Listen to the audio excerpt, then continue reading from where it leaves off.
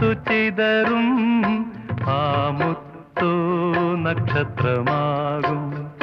അതു കണ്ടാൽ കരളിൽ കൊണ്ടാൽ ഏതു പകലും രാത്രിയാകും.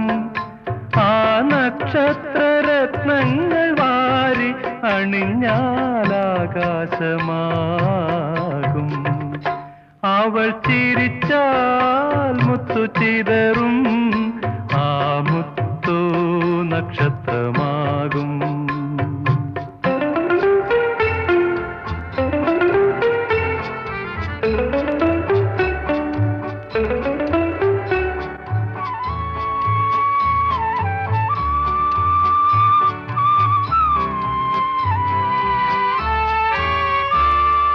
വാനവും